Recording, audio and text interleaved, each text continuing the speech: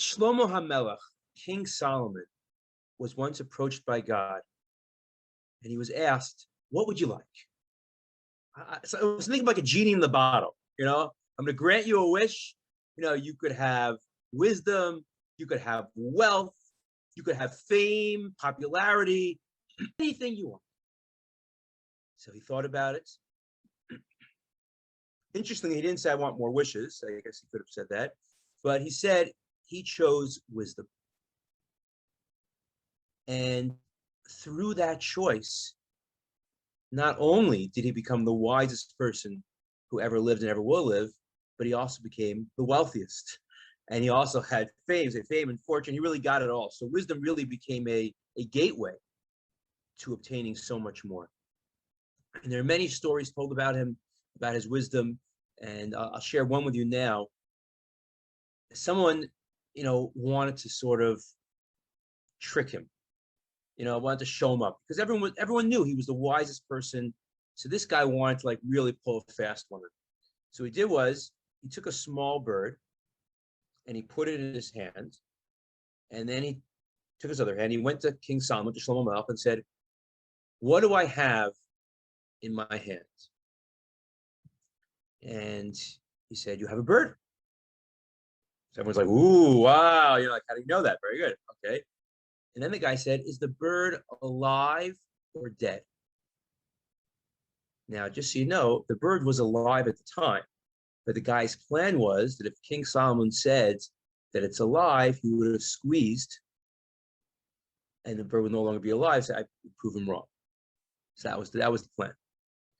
So he says, "Is the bird alive or dead?" So King Solomon thinks. He says, "The answer to that question is in your hands."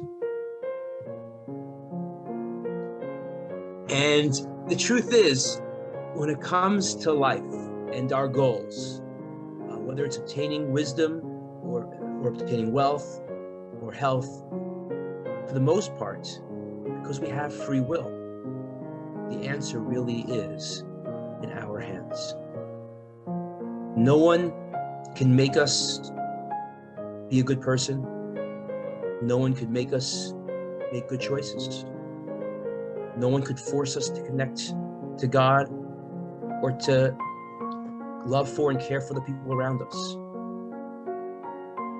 But if we take the gift of free will and we make good choices and we try to obtain wisdom, and again, the greatest source for any wisdom is the Torah, instruction manual from an all-knowing, all-loving, all-perfect God. We study the Torah, make the lessons part of our lives, obtain that wisdom, and use that wisdom to acquire all the other gifts that are available to us in this world.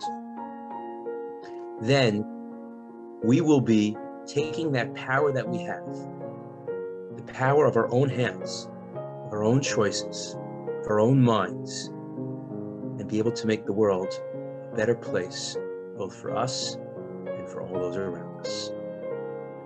But the big question is, will we put in the time and effort to learn, to study, perhaps to go to yeshiva, to take time? It's not easy, but will we take that time to really empower ourselves with knowledge? And the answer to that question is in your hands.